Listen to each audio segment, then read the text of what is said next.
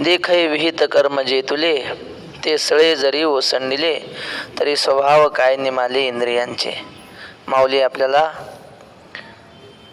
5वा श्लोक नाही कश्चित क्षणमपि जातु तिष्ठत्य कर्मकृत हा श्लोक समजावून सांगतायत. काल ओवी झाली शेवटची, जव प्रकृतीचे अधिष्ठान.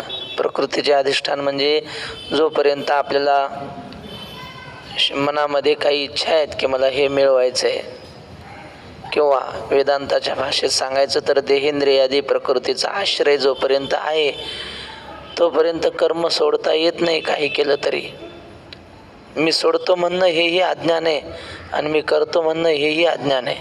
सोडतो का म्हणायचं नाही, सोडताच येत नाही देहाची आसक्ती तोपर्यंत, म्हणून सोडतो म्हणणं मूर्खपणा आहे.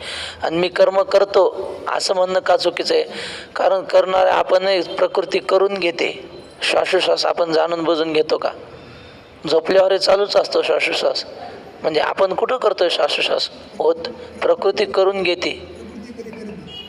देम्या केली म्हणे भ्रमे असं आहे. म्हणून मी करतो म्हणणं हे चुकीचं आहे. सांडी मांडी हे अज्ञान. जे चेष्टा ते गुणाधीन अपैसी असे. सगळी चेष्टा म्हणजे क्रिया ही गुणाधीन आहे. 3 गुण आहेत ना प्रकृतीचे, सत्व रजतम, या गुणाच्या अधीन हे सगळं कर्म आहे आपलं. आता आजची ओवी हो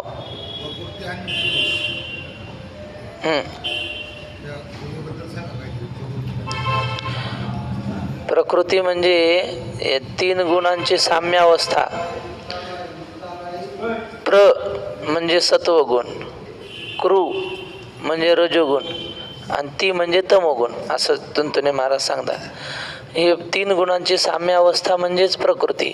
आणि एकटी काय असतं, एकटी प्रकृती जग निर्माण करू शकत नाही. तिला सत्ता देणारा कोणीतरी पाहिजे, मग पुरुष मानतात तिला सत्ता देणारा, आणि मग त्या पुरुषाच्या सत्तेनं हे सगळं जग ती निर्माण करते.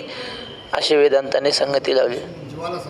नाही, ईश्वराला ते पुरुष म्हणलं की न्यायाची भाषा झाली आपली, याची सांख्याची भाषा झाली. ते प्रकृती पुरुष म्हणतात, आपण माया ईश्वर म्हणतो, दुसरं काय नाही. 3 शब्द आहेत ना, प्र म्हणजे सत्वगुण, कृ म्हणजे रजोगुण, ती म्हणजे तमोगुण. आणि तिने 3 पुरुष म्हणजे ईश्वर. ईश्वर काय करत नाही, फक्त सत्ता देतो तिला. म्हणजे जसं घरातली मालकीन असते की नाही, राणी असते, राणी साहेब, मग ते नाही हो, सृष्टीकर्ता पुरुष, जीवाला कसं काय पुरुष म्हणायचं? हां हो हा, अंश म्हणा, ममय अंशो जीवलग.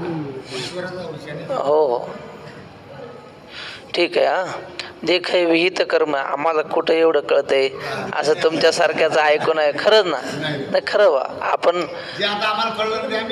नाही हे बाबापाशी आम्ही राहिलो, पण असं ग्रंथ काही शिकलो नाही, संगती घडली तेवढंच. जेवढं चर्चा होते ना, वावा चर्चा होते ना. आता हे प्रकृतीची व्याख्या मी अशी सांगितलीच नसती. हे 3 गुणाची साम्य. जय हरी जय हरी. चला हो. देखे विहित कर्म जे तुले, ते सळे जरी ओसंडिले, तरी स्वभाव काय निमाले इंद्रियांचे. आता फार महत्वाची ओवी आहे. विहित म्हणजे काय हो? विहित म्हणजे शास्त्राने जे करायला सांगितलं त्याला विहित म्हणतात, आणि निषिद्ध म्हणजे करू नये म्हणून सांगितलं त्याला निषिद्ध म्हणतात.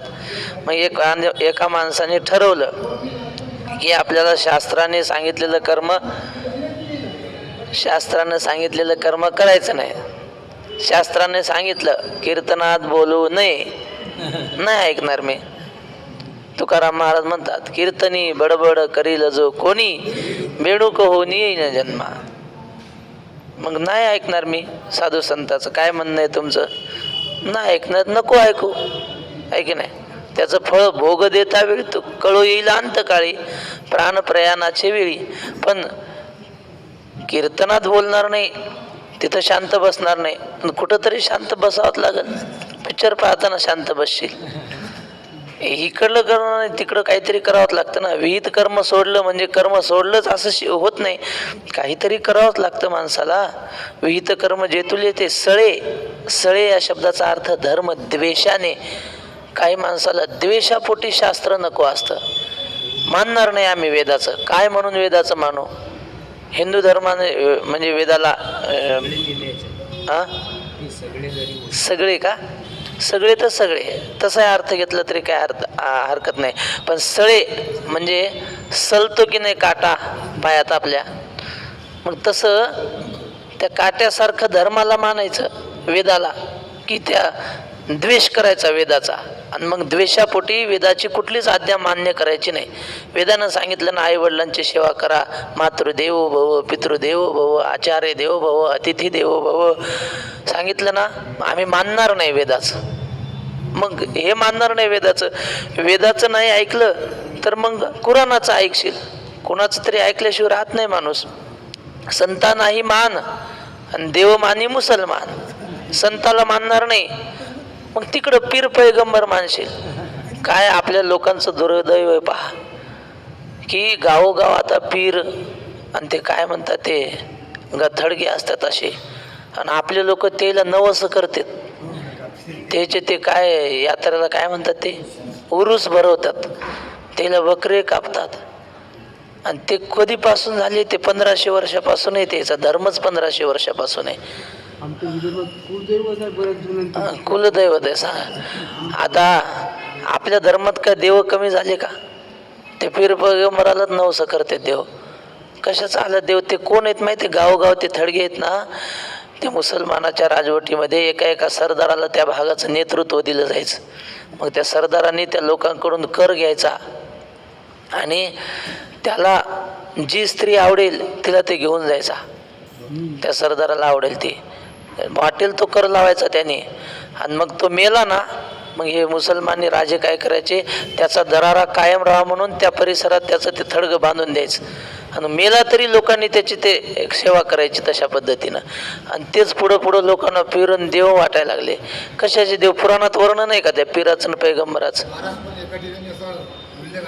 हां, ज्यावेळी विश्वामित्रांना सृष्टी बनवली, प्रतिसृष्टी देवाच्या विरोधात, त्यावेळेस त्यांना सर्व सृष्टी बनवली, पशु पक्षी, त्याला मानव बनवता नाही आला. म्हणून त्यांना वशिष्ठाच्या 2 पार्ट्या तयार केल्या. मग वशिष्ठामध्ये अर्धे मुलं इकडे अर्धे मुलं इकडे. मग त्यावेळेस ते म्हणा आपला धर्म कोणता? त्यावेळेस विश्वामित्र म्हणे ते जे वागतील त्याच्या विरुद्ध वागणे हाच आपला. मग तुम्हाला काय सांगायचे? मुसलमान म्हणजे विश्वामित्राने केले. मग आता विश्वामित्राने 1500 वर्षापूर्वी केली का ते सृष्टी? मग कधी केले ते? नाही. मुसलमान धर्म कधीपासून आहे? 1500 वर्ष झाली त्यांना. आता काका पैगंबरापासूनच आहे ते. जाऊ द्या, आपला तो विषय नाही. मला सांगायचं हे होतं की तुकाराम महाराज म्हणतात देवाला साधू संताला मानलं नाही तर त्यांना मानशील, दुसरं काय करणार आहे? विहित कर्म सोडलं तर निषिद्ध कर्म आचरण करशील, दुसरं काय होणार आहे? म्हणून विहित कर्मच का म्हणून सोडावं? त्या भागवतामध्ये ते गीत म्हणतात बघा, ठाकूरजी म्हणजे कृष्णचंद्र ठाकूरजी. ते म्हणतात साधू संत जर ऐकलं तर आपलं बिघडणार काय नाही. गुरुचं ऐकलं बिघडणार का नाही? झालं तर चांगलंच होईल. कुछ न बिगड़ेगा तुम्हारा गुरु शरण जाने के बाद, हर खुशी मिल जाएगी चरणों में झुक जाने के बाद. फूल से जाकर के पूछो छाई है कितनी बहार, रात भर कांटों पे सोया डाल पर आने के बाद. ते म्हटलं आपण साधू संतांचं ऐकायला त्रास होईल तसं वागायला, पण काही बिघडणार नाही. झालं तर चांगलं होईल. फूल उमलायला त्याला आधी काट्यावर राहावं लागतं गुलाबाच्या फुलाला, आणि मग ते उमलतं, त्याची शोभा वाढते. तसं साधू संतांचं शास्त्राचं जर आपण ऐकलं, सुरुवातीला त्रास होईल पण नंतर मात्र आयुष्यभर सुख मिळाल्याशिवाय राहणार नाही. असो, मग आपल्या एकच ओळी जास्त लांबल त्यामुळं जास्त सांगत नाही, पण ही ओळी महत्त्वाची आहे. ही ओळी पाठ करा. देखे विहित कर्म जे तुले ते सळे जरी ओसंडिले तरी स्वभाव काय निमाले इंद्रियांचे. द्वेषापोटी मानायचं नाही. एक काकांनीच सांगितलेली गोष्ट आहे मला, आपल्या सोपान काकांनी नाही, गोपाळ काकांनी. ते म्हणले एक पती पत्नी होते आणि विरुद्ध स्वभाव दोघाचा. ती म्हणायची तुम्ही सांगितलेलं मी ऐकणार नाही, तुमच्या उलट. त्यानं सांगितलं की त्याच्या उलटच वागायचं. ते म्हणायचं आज आपल्याला शेतात जायचं आहे, पाऊस पडला, पेरणी करायची. नाही शेतात नाही जायचं, आज हिंडायला जायचं. चाललं, उलटच वाळून गेला तो. मित्र म्हणला का रे? तो म्हणला बायको उलटच वागते, काय करावं? मग तू म्हणलं तू उलट सांगायचं, मग ती सोयशी वागेल ना. शेताला जायचं असलं का तिला म्हणायचं काय शेतात तरी जाऊन कुठं लय शेत पिकतंय आपलं, आपण जाऊ हिंडायला, पेरणी करू पुन्हा कवाय, त्याला काय होतंय 2 दिवस मागं का पुढं. असं म्हणलं ती नाही आजच पेरायला जायचं म्हणते. असं उलट सांगायचं म्हणले, मग बरोबर राहत झालं असं बरोबर. त्याला मग ते युक्ती आली कसं सांगायचं ते, वर्म सापडलं. आणि मग असे पितृपक्षाचे दिवस होते, पित्र केले. नाही स्वयंपाक करायचा होता. ते म्हणलं आज आपले पित्र आहेत, पण कुठं म्हणलं पितर घातल्यानं, कुठं ते गेले असतील कुठं स्वर्गात नरकात आपले पितर, त्याला कुठं नैवेद्य पोहोचते. पित्र काय करायचं नाही, सगळे अंधश्रद्धा आहे. ते म्हटले अंधश्रद्धा नाही, पित्र घालावत लागते, तुम्हाला काय माहिती आहे, आपल्या वडिलांनी घातलेत, बरं कर म्हणल्या, तुझ्या मनानं मला काय करायचं. तिनं स्वयंपाक केला, सगळं केलं. मग संध्याकाळी नदीला नैवेद्य दाखवायची त्यांची परंपरा होती. पण नदीला पूर आलेला, पावसाळ्याचे दिवस असे, खोल पाणी, आणि तिथं पोलीस उभे, मध्ये कोणी जाऊ नका, पाणी भरपूर आहे. आता ही गेली तीरावर. आता याला तिथं उलट बोलता येत नव्हतं. पोलिसासमोर कसं काय म्हणावं तू मंदात जाय म्हणून पाण्यात. उलट बोललं की सोयीचं करते ना. हा म्हणला पाणी खोल आहे बरं का, पुढे जाऊ नको म्हणलं ती पुढे गेली आणखी. आता पोलिसा पुढं कसं म्हणावं आणखी पुढं जाय म्हणून, मागे यासाठी उलट बोलता ये ना. खोल पाण्यात जाऊ नको म्हणले की आणखी पुढे गेली आणि वाहून गेली. कशासाठी सांगितलं हे?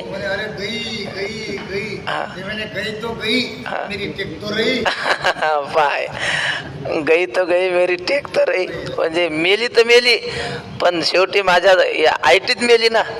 हे असे काही लोक असतात, शास्त्राचं ऐकायचं नाही, मरायचं तर मरायचं, पण शास्त्राचं न ऐकता विहित कर्म सोडायचं. शास्त्राने सांगितलेलं आपल्या मनासारखंच वागायचं, मग मेलं तरी चालेल, पण शास्त्राचं ऐकायचं. अशा वृत्तीचे काही लोक असतात. पण माऊली म्हणतात हे वागणं चांगलं नाही. ते सळे जरी ओसंडिले तरी स्वभाव काय निमाले इंद्रियांचे. सांगाय श्रवणी ऐकावे ठेले की नेत्रींचे तेज गेले, हे नासा रंध्र उझाले परिमळून गे. आपल्या इंद्रियांचे स्वभाव काय थांबणार आहेत का? माऊली एका इंद्रियांचं सांगतात, श्रवणी ऐकावे ठेले, कानाचं ऐकणं बंद होणार आहे का? की नेत्रींचे तेज गेले, हे नासा रंध्र उझाले परिमळून गे. डोळ्याने पाहणं बंद होणार आहे का? होऊ शकत नाही पाहणं बंद. हे नासा रंध्र बुझाले, नाकाचे रंध्र आहेत म्हणजे नाकाचे छिद्र आहेत, हे बुजता येतात का? त्यानं श्वास दुर्गंध घ्यावाच लागतो, सुगंध दुर्गंध घ्यावाच लागतो. श्वास बंद पाडता येत नाही, हे त्याचा स्वभाव आहे. कानाचा ऐकणं हा स्वभाव तो बंद पाडता येणार नाही. एक महादेवाचा भक्त होता आणि तो महादेवाशिवाय दुसऱ्याचं नाव सुद्धा कानाने ऐकायचं नाही. शिवायचं असेल तर ते विष्णूचे भक्त, शिव म्हणत नाहीत, टाचेमार म्हणतात. हा महादेवाचा एक निष्ठ भक्त. मग गंध काही काम करायचं असलं घरातलं, असं उभं नाही, आडवंच काम करायचं, उलट विष्णूच्या उलट वागायचं सगळं. मग पोरांना कळालं हा महादेवाचा एक निष्ठ भक्त आहे. तो रस्त्यानं चालला की पोरं मोठ्या मंडळाने जय श्रीराम म्हणायचे, भगवान महाविष्णू की जय असं म्हणायचं. ते चिडला पाहिजे, पोरायला काय गावातल्या. आणि मग ते चिडवायला लागले की त्याच्या कानावर विष्णूचं नाव ते चिडायचा. मग त्यानं काय केलं, कानाला 2 घंट्या बांधल्या अशा. पोरं दुसऱ्या देवाचं नाव घ्यायला लागले की यांना अशी मान हलवायची, म्हणजे घंटीचा आवाज यायचा, म्हणजे ते दुसऱ्या देवाचं नाव कानावर येणार नाही.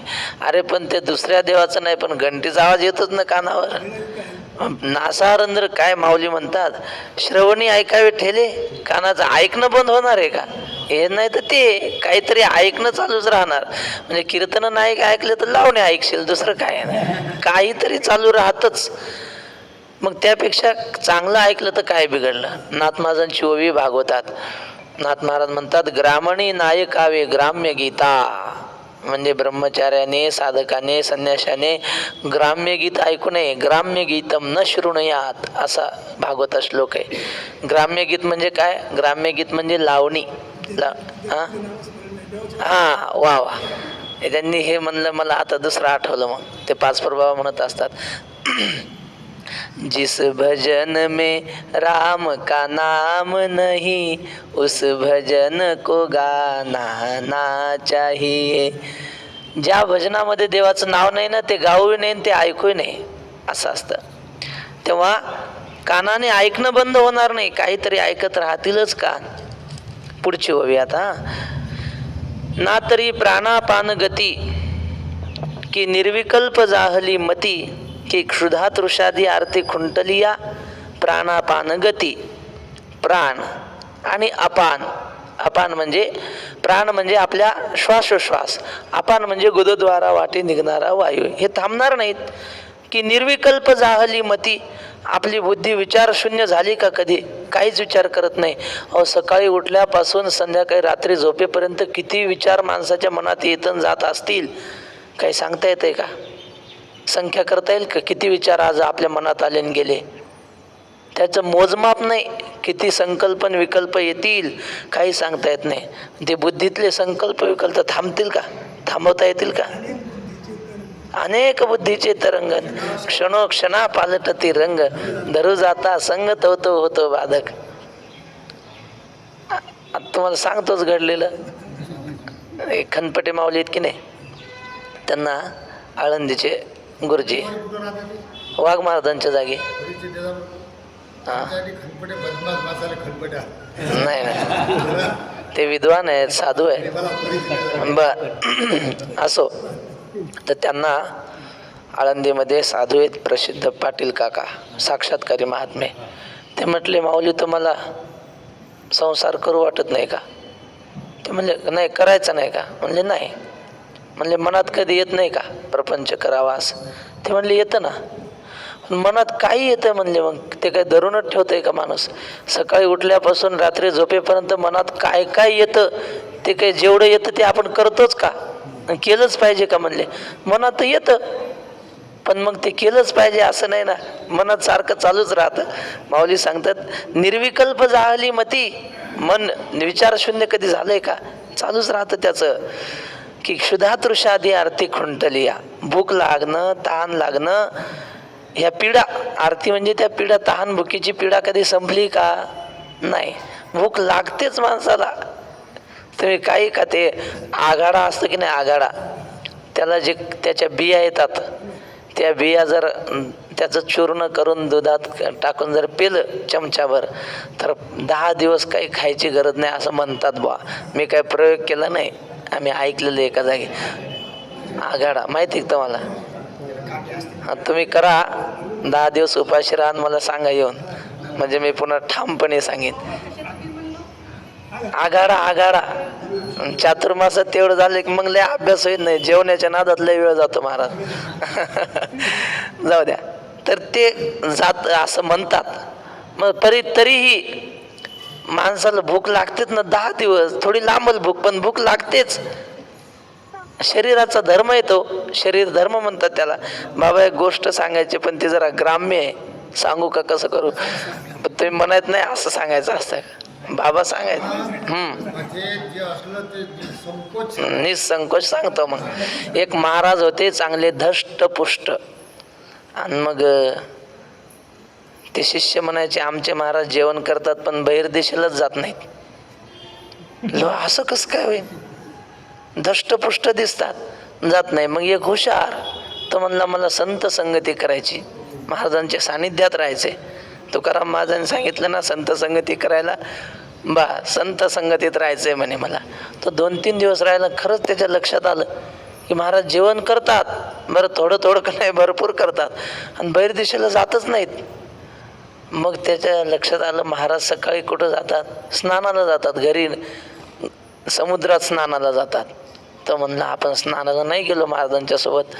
स्नानाला गेला, महाराजांनी बुडी मारली. मग त्याच्या लक्षात आलं महाराज इथंच सगळा कार्यक्रम आटपून घेतात. विषय संपला माझा.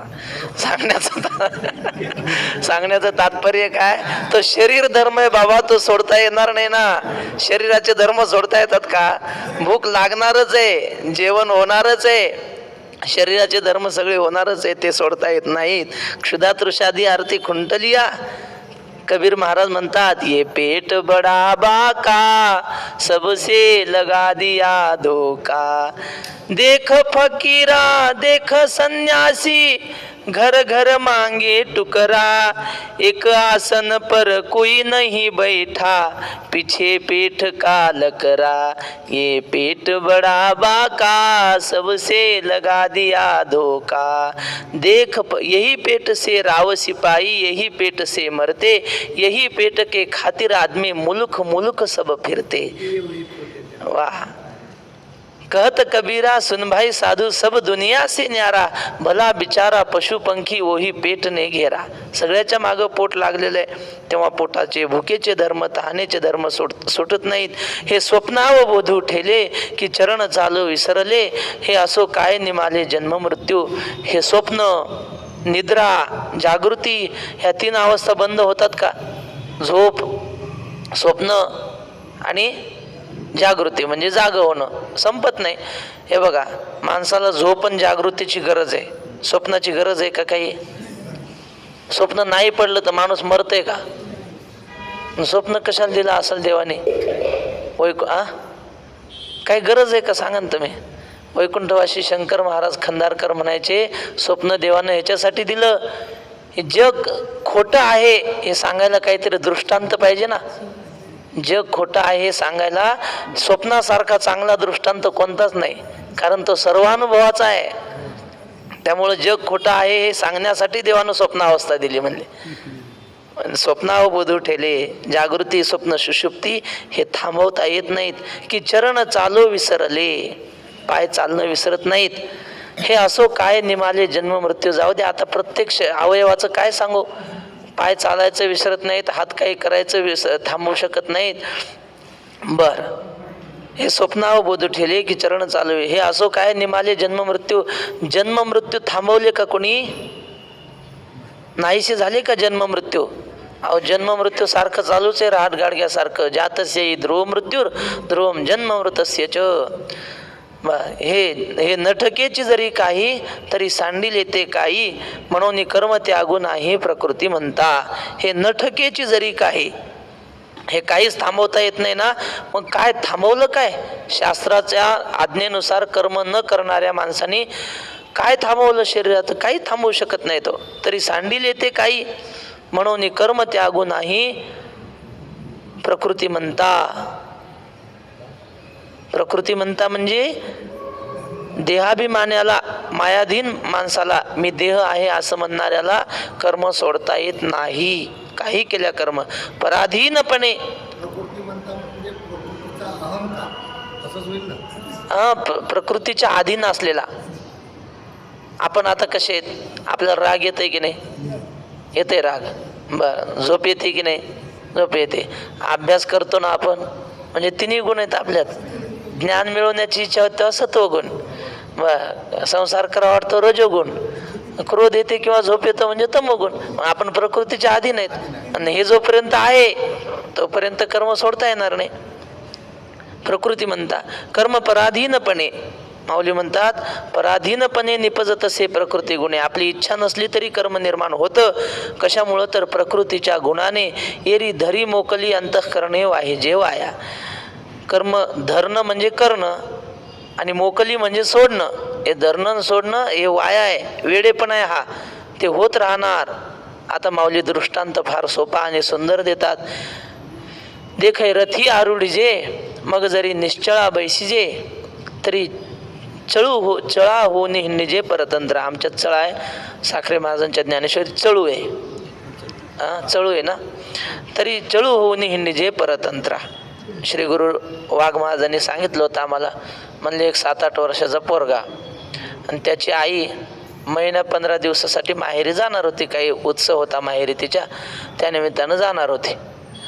हा पोरगा म्हणला मला मामाच्या घरी करमत नाही, मी इथंच राहीन.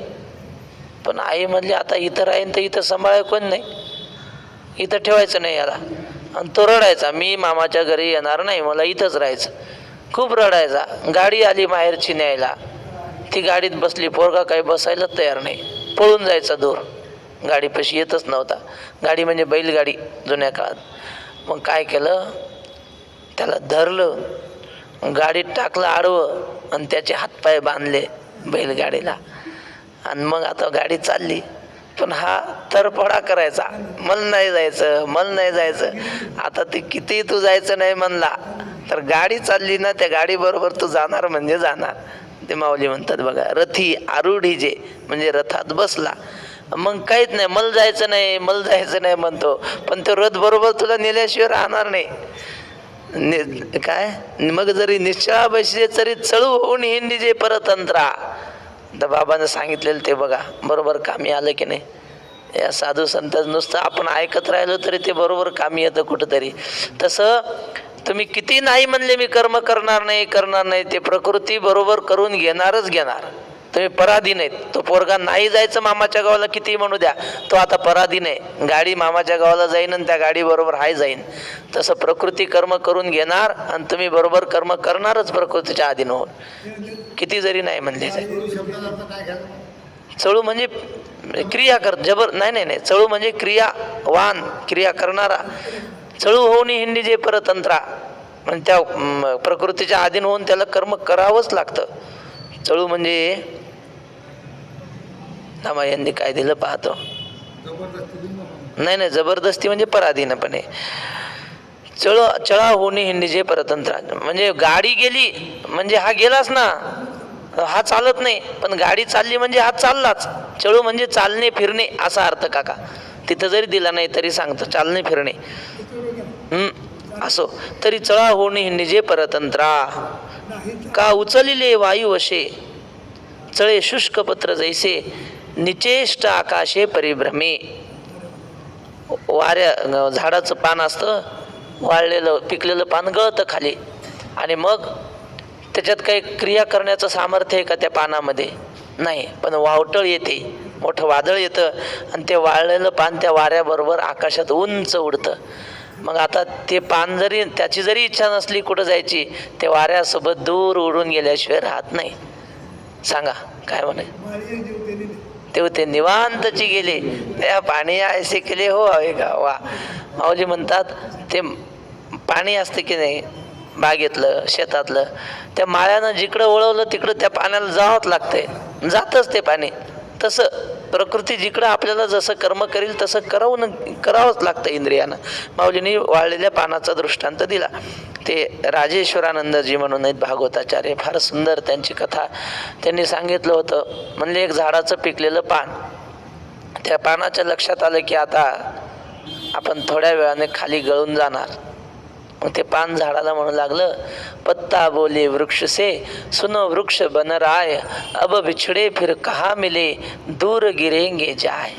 आता मी खाली पडलो की वाऱ्यानं दूर उडून जाईल, पुन्हा आपली भेट कुठं होईल, कधी होईल, असं ते पान झाडाला म्हटलं. झाड म्हटलं, बाबा त्याचं काही जास्त दुःख मानू नको. तरुवर बोले पात से सुनो पात मम बात, या घर की यह रीत है एक आवत एक जात. या घराचा नियमच आहे म्हणले, एकाला जावं लागतं आणि दुसऱ्याला यावं लागतं, त्यामुळे त्या जाण्या येण्याचा खेद मानायचा नाही. मग ते पान खाली पडलं की दूर वाऱ्याने उडून जातं. त्या पानाची काही क्रिया नाही केली त्याने तरी. निश्चेष्ट म्हणजे स्वतः ते काही करत नाही पान, पण आकाशे परिभ्रमेगा, त्या वाऱ्याच्या झोताने तो आकाशामध्ये फिरतो ते पान. तैसे प्रकृती आधारे कर्मेंद्रिय विकारे, नैष्कर्म्य ही व्यापारे निरंतर. तसे प्रकृतीच्या म्हणजे या सृष्टीकारण जी प्रकृती तिच्या आधाराने, त्रिगुणात्मक जी आहे तिच्या आधाराने, आणि कर्मेंद्रियांच्या विकाराने म्हणजे कर्मेंद्रियांच्या हालचालीद्वारे, नैष्कर्म्यो ही व्यापारे निरंतर, कर्म न करणारा सुद्धा निरंतर कर्म करीत राहतो. व्यापारी म्हणजेच कर्म. कर्म करत नाही असं जरी म्हणलात असला कोणी, निष्काम, त्याला काहीच करायचे काम नाही, म्हणजे आता काही मिळवण्यासारखं काही शिल्लक राहिलं नाही, त्यालासुद्धा त्या प्रकृतीच्या अधीन होऊन कर्म करावं लागतं, होतात त्याच्याकडून. म्हणून संगू जो प्रकृतीचा तोरी त्यागू न घडे कर्माचा, ऐशियाही करू म्हणती तयांचा आग्रहो चिवरे. म्हणून जोपर्यंत प्रकृतीचा संग आहे, म्हणजे प्रकृती अधीन तो आहे, तोपर्यंत कर्माचा त्याग घडतच नाही. आणि ऐशियाही करू म्हणती तयांचा आग्रहो चिवरे, प्रकृतीच्या अधीन आहे पण कर्म करणारच नाही असंही काही म्हणत असतील, मग त्यांचं काय शिल्लक राहतं? काही नाही, आग्रहच शिल्लक राहतं. ते पोरग गाडीत बांधलेलं जात नाही जात नाही, मग त्याचं जात नाही म्हणणं तेवढा आग्रह शिल्लक राहिला, गेला तर खरी. तसंच आहे, आम्ही वेदानं सांगितलं तसं करणार नाही करणार नाही करणार नाही म्हणले ना, नका करू, पण देहानं सांगितलं ते तर करावंच लागते ना. झालं, तुमचा आग्रह शिल्लक राहणार. वेदानं सांगितलं ते केलं पाहिजे. बाबा म्हणायचे, संत बोलती ते खरे, साच मानावी उत्तरे. तुकाराम महाराजांनी, ज्ञानेश्वर महाराजांनी आपल्याला जीवन कसं जगावं तर सांगितलंय. पित्र घालायला सांगितले, स्वतः त्यांनी पित्र घातले. हे का सांगितलं बरं? आपल्याला मार्गदर्शन केल्याबद्दल त्यांना काही पगार होते का? काहीच नाही. उलट त्यांनी, तुकाराम महाराज म्हणतात, खाऊन या झाडे, पाहून या झाडे, ओरबाडून पाला, आणि खाऊन विठ्ठल आळवावे. झाडाचा पाला पाचोळा खाऊन आपल्यासाठी ग्रंथ निर्माण करून ठेवलेत. ते जर आपण वाचत नसू तर आपल्यावर ऋषी ऋण राहतं. ज्ञानेश्वर महाराजांची ज्ञानेश्वरी वाचली नाही ना, माऊली काही करत नाहीत, पण मग त्यांनी आपल्यासाठी लिहून ठेवली की नाही ज्ञानेश्वरी? का अमेरिकेतल्या लोकांसाठी लिहून ठेवली? म्हणजे तसं तर सगळ्या जगासाठी लिहून ठेवली, पण मराठी भाषेवर माऊलीचं विशेष प्रेम. म्हणजे मराठी माणसाने, वैकुंठवासी मामासाहेब म्हणायचे, मरण्याच्या आधी एकदा तरी ज्ञानेश्वरीचं पारायण झालं पाहिजे आणि एकदा तरी पंढरपूरची पायीवारी झाली पाहिजे, असं मामासाहेब म्हणायचे. आणि रंगनाथ गुरुजी म्हणायचे, महाराष्ट्रात जन्माला आला आणि ज्ञानेश्वरी न वाचता मेला, पंढरपूरची पायीवारी एकदाही न करता मेला तर माणूस मेला असं म्हणायचं नाही, गाढव मेलं म्हणायचं, असं गुरुजी म्हणायचे. मग काय फरक राहिला गाढवात ना आपल्या? जनाबाईंनी सांगितलं ना, वाचावी ज्ञानेश्वरी, डोळा पहावी पंढरी, सहज आठवलेलं सांगतं. जन्म आल्याचे सांग विठ्ठलाची एक देखील यावा, सहज आठवलेलं सांगतो. सद्गुरु जोग महाराजांच्या संस्थेचे आधारस्तंभ वैकुंठवासी मारुती महाराज गुरव, हे म्हणजे जोग महाराजांनी संस्था काढली ही गोष्ट खरी, पण जोग महाराजांना संस्था काढायला लावली मारुतीराव महाराज गुरुवांनी. जोग महाराज असंग होते, काय त्यांना मांडीना स्वतंत्र फड, म्हणे अंगा येईल अहंता वाढ, धरुनी जीविकेची चाड, न बोले गोड मन धरणी. आता हे अवघड आहे सांगायचं कसं. इतर ठिकाणी माऊलीने काय सांगितलं, साच आणि मवाळ, मिथुले आणि रसाळ, शब्द जैसे कल्लोळ अमृताचे, आहे की नाही? गोड बोललं पाहिजे माणसाने. आणि इथं काय लिहिलं, न बोले गोड मन धरणी. साधकाने गोड गोड बोलू नाही, लय गोड बोललं की तारखा लय वाढतात आणि मग अभ्यास होत नाही, साधना होत नाही, लौकिक वाढतो, अभ्यास राहतो दूर. म्हणून साधना जोपर्यंत करतो ना तोपर्यंत जास्त गोड बोलण्याच्या भानगडीत पडू नये. मित्रमंडळी वाढते, मित्रमंडळी ज्याची वाढली त्याचा अभ्यास संपला. जोपर्यंत तुम्ही एकटे राहता की नाही, माझा अभ्यास आणि मी, दुसरा विषयच नाही डोक्यात, असं जोपर्यंत राहाल तोपर्यंतच अभ्यास होतो. जनमित्र होई सकळाचा, हे विद्यार्थ्यासाठी नाही लिहिलं, हे आपण अभ्यासच करावा. जे भेटेल त्याला जय हरी राम राम या खोलीवर गप्पा मारण झालं, संपला. मग अभ्यास काय राहिला? कुणासाठी काय लिहिलं हे कळलं पाहिजे. चिरंजीवपद साधकासाठी लिहिलंय. साधकाने जास्त गोड गोड बोलण्याच्या भानगडीत पडायचं नाही. न बोले गोड मन धरणी, अशी वृत्ती होती सद्गुरू जोग महाराजांची. त्यांना स्वतंत्र फळ स्थापन करण्याची मुळीच इच्छा नाही, पण मारुतीराव महाराजांनी आग्रह केला की आपण संस्था काढली पाहिजे, म्हणून संस्था काढली. हजारो विद्यार्थ्यांना शिक्षणाची व्यवस्था झाली. पण मारुतीराव महाराज ज्ञानेश्वरी सांगायचे. एके दिवशी काहीतरी आळंदीत गुरव मंडळींचा वाद झाला, माऊलींच्या पूजेवरून कशावरून तरी झाला वाद. आणि त्या काळात ब्रिटिश सरकार सगळ्या गुरुवांना अटक केली. आळंदीतले जेवढे गुरव होते ना, सगळ्या गुरुवांना अटक.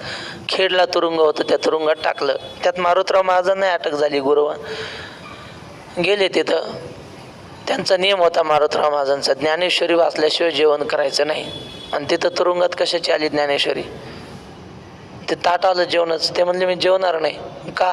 म्हणले मला ज्ञानेश्वरीच नाही इथं वाचायला, जेवण कसं काय करू, माझा नियम आहे. मग ते त्या जेलरला वाटलं थोडंसं आपलं आजच्या दिवस नाटक करील हा सोडावं म्हणून. ज्ञानेश्वरी गिनेश्वरी काही नाही, ज्ञानेश्वरी वाचतो नियमाने म्हणून मला सोडतील असं याला वाटत असेल. म्हणले ते म्हणलं नाही तर नको जेवू. जेवणच दिलं नाही दिवसभर. महाराजांनी खाल्लंय नाही. संध्याकाळी ताट आलं, खाल्लंच नाही. दुसऱ्या दिवशी आलं तरी खाल्लं नाही. असं 3 दिवस गेले. महाराज नुसते पडून. ज्ञानेश्वरी वाचल्याशिवाय खाणार नाही म्हणजे नाही, मेलो तरी चालेल. आणि ही बातमी मामासाहेबांना कळाली. मामासाहेब पुण्यावरून ज्ञानेश्वरी घेऊन गेले आणि त्या खेडच्या तुरुंगात त्यांच्यासमोर ज्ञानेश्वरी ठेवली. महाराजांनी त्यांच्या नियमाच्या काही 300 ओव्या असतील तेवढ्या वाचल्या आणि मगच जेवले. 3 दिवसाचा उपवास झाला तरी, मेलो तरी चालेल, पण ज्ञानेश्वरी वाचल्याशिवाय जेवायचं नाही. बस आपल्याला चातुर्मासात एवढा नियम जरी आपण केला ना, काय ज्ञानेश्वर महाराज कोण्या दिवशी आपल्याला काय ज्ञान देतील सांगता येत नाही. म्हणून एवढा नियम करावा. ते 300 ओव्या वाचायचे रोज. आपण दोन अध्याय नाही म्हणत मी, 1 अध्याय, 5वा अध्याय 180 ओव्या आहेत फक्त. किती वेळ लागतो? 15-20 मिनिटात 5वा अध्याय वाचणं होतं.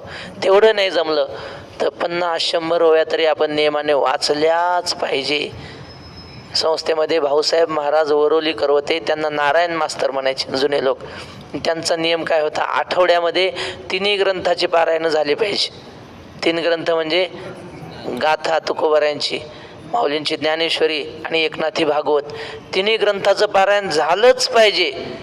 ते केव्हाही श्री गुरु राऊत बाबा सांगतात. म्हणले आम्ही संस्थेत राहिला होतो, भाऊसाहेब आहे संस्थेतच म्हणजे मुक्कामालाच. म्हणले आम्ही पहाटे 4 वाजता उठलो ना तर भाऊसाहेबाचं धोतर वाळलेलं असायचं, धुतलेलं म्हणजे सुकायला घालायचे ना, आंघोळ झालेलं, ते धोतर सुकलेलं असायचं पहाटे 4 वाजता. म्हणजे कधी उठून आंघोळ करत असतील ते पहा. म्हणले भाऊसाहेब झोपलेले कुणी पाहिलेच नाही. म्हणजे आम्ही झोपल्यानंतर ते झोपायचे आणि आम्ही उठायच्या आधी ते उठायचे आणि इंद्रायणीचं स्नान करून वाचत बसायचे. 7 दिवसात 3 ग्रंथाचं पारायण करायचे. आपल्याकडून 3 नाही, पण ज्ञानेश्वरी जरी झाली 7 दिवसात तरी आपल्या जीवनाचं कल्याण आहे. असो, आपली वेळ संपली. पुंडलिक वरदा हरी विठ्ठल.